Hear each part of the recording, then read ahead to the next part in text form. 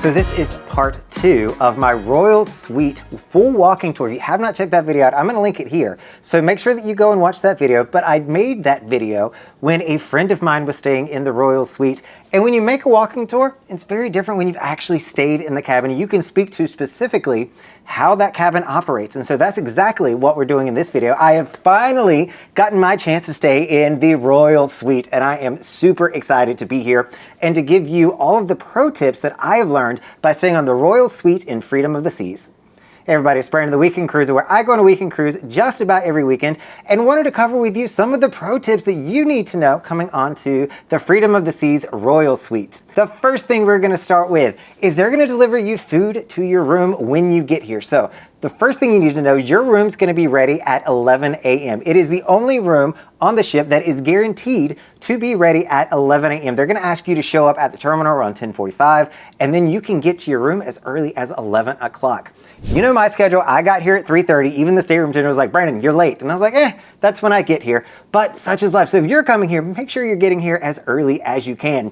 When you come into the room, your suite concierge will be giving you a full tour. They'll traditionally meet you over at the terminal. Now, when you get to the terminal and you go to check in, don't be surprised if the machine, when you're getting ready to board, dings and they hold you for a second. So the suite concierge will be on the lookout for you, but the iPad that they're checking you in on is going to give them a prompt to call the suite concierge. This is normal. Don't panic when security comes over or anything like that. It's nothing to do with that. It is simply just they want to welcome you properly onto the ship. If they are not there waving you down already, they will be there very soon because they're going to call for them. So they're going to give you the tour. They're going to bring you into your cabin, show you all around the cabin, and one thing they're going to show you is the wonderful food spread that they have left. So they're going to have all sorts of desserts, and they're going to have chocolate covered strawberries and macaroons. And my personal favorite, eat the chocolate covered strawberries first, because if you don't, these are gonna leak. They turn all kind of mushy and get like this really nasty kind of thing. Same with the cucumbers and all that. Eat those first. And if you don't want the rest of the stuff up there, it'll come with some Rice Krispie treats, some chocolate, some macaroons. Move those away from the chocolate covered strawberries if you want to keep them for a later sitting. Me, I just eat the macaroons in one day, so there's no worries there. But if you do want them for a second day, either eat all these strawberry chocolates or separate them out somehow so that you can not have their liquid going all over everything. The next thing you're going to make sure you do, and you want to do this one especially before you go to bed, close all the doors. So a lot of the doors are going to latch, which is perfect. So you'll see a little hook in the back of them where it will latch onto. But you're going to make sure that some of these doors you actually close. So I counted, and there are 11 different doors in this stateroom. In the Royal Suite, there are 11 different doors. Most of those are going to be over in the bedroom. The problem children here are going to be the doors to the bathroom. So if the boat is moving and it sways a little bit, those doors are going to slam shut. You want to make sure that that's not going to happen to you in the middle of the night especially. You'll also find that the storage area, the closet for this room, is absolutely huge and is directly behind the bed. You can pass through to get to it, but the light sensor here is on a motion detector. So if it is the middle of the night and you get up to go to the restroom, you go on the left side, you might trip that. And if somebody's still trying to sleep in the bed, they might not appreciate a light coming on. You also will be tripping this light if you are sitting at your desk and you need to close the door beside of you, or that light is going to keep coming on and off the entire time. Some of the doors are a little fancy as well. They will be French doors that open and close, but as it is a cruise ship, it is more secure. So you're going to see a little lever on those doors. You're going to need to pull that lever all the way down. This will unlock the door or pull it out of, it'll take the hinges at the top and the bottom, bring them down so you can open it, close it, and then just push that lever back up to lock it into place. Another thing you're going to want to make sure that you're doing here is playing hide and go seek. So this is one of the problems with me being a solo cruiser is I'm not gonna play hide and go seek by myself, but this room is fantastic to play hide and go seek in. I have thought of so many great places in here that I could hide if I was playing a game. So if you've got kids that may be staying with you in the Royal Suite, make sure you play at least one game of hide and go seek while you're here. The next is make sure you're asking for what you want. So if you are in the Royal Suite, the suite concierge will be bending over backwards to give you whatever you want, and they want to make sure you are extremely happy in your Royal Suite or anywhere throughout the entire cruise ship for that matter. So make sure you're asking for what you want. Some of the things you can ask for, and some of these do come with an extra charge, are going to be piano player. So there's a grand piano back here. It does have a self-playing feature on it though.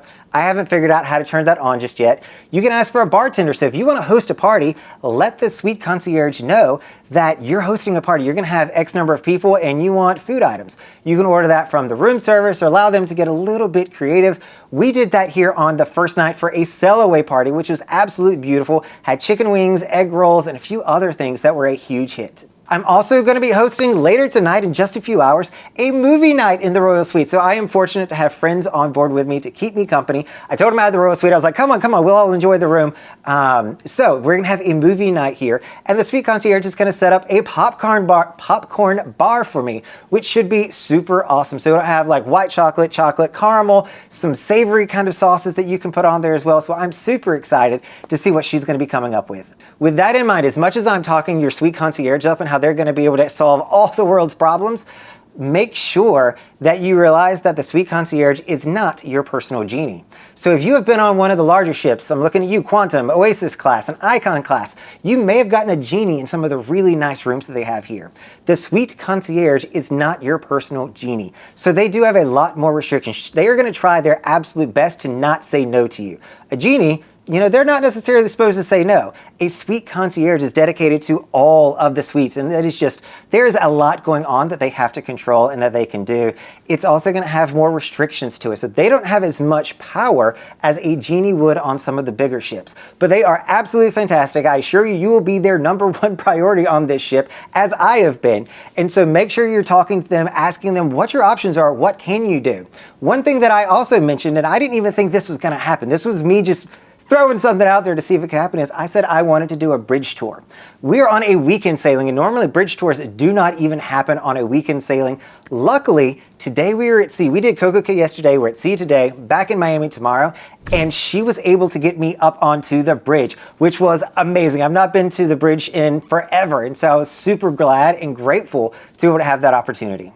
And this one I mention all the time to you all, especially in the room tours, but I'm going to mention it again in this video.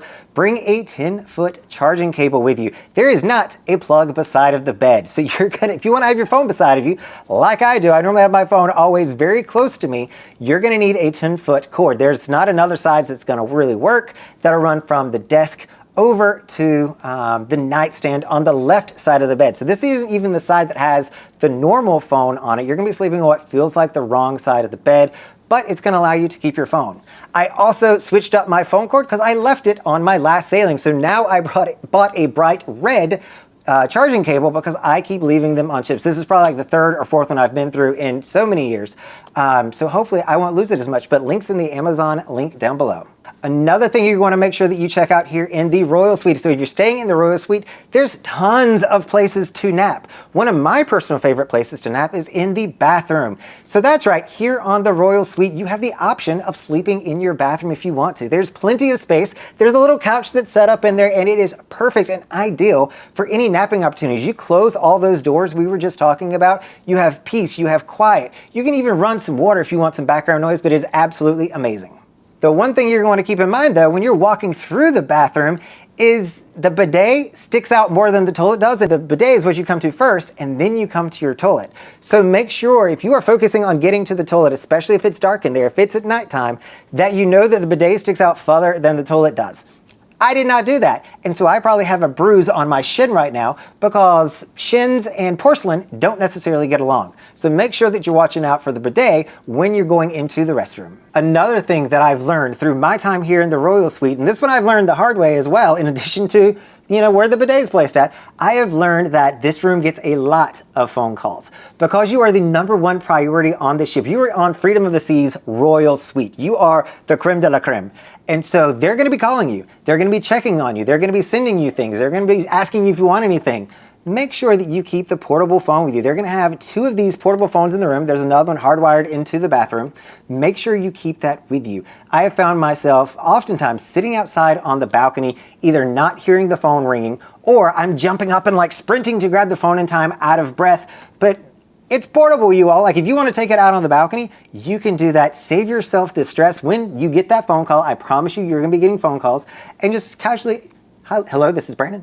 and you'll be absolutely fine and not out of breath. And my favorite feature of this room, maybe because I've never had it in a room before, it's not the grand piano back here that's self-playing, still haven't figured that out, so can't offer advice there, is the outdoor hot tub on the balcony. So this is where I spent probably 2.5 hours yesterday and had such a good time. So this hot tub, what you need to know about is number one, fill it up with cold water. This water is actually more lukewarm. It's actually not that cold at all, but it's gonna have higher water pressure and fill up quicker. Still gonna take you about 25 minutes, so you wanna make sure you're budgeting or planning accordingly, because it's not snap your fingers and all of a sudden you've got, 50 gallons of water in there. Once you get it full, you can switch the water over to hot and it'll very quickly cycle through and heat up the water for you. So highly recommend using the hot tub. Make sure you take advantage of it, but fill it up with cold water first just to save yourself some time. And as you can see, I'm staying in this cabin all by my lonesome. There is nobody else here with me. I'm staying by myself. So if you want to check out, a few more features of this room and how just obnoxiously large it can feel to a solo cruiser, make sure you're checking out this video and don't forget to see the full walking tour of the Freedom of the Seas Royal Suite. All right, everybody, this is Brandon, the Weekend Cruiser. Hoping to see you on a weekend cruise soon.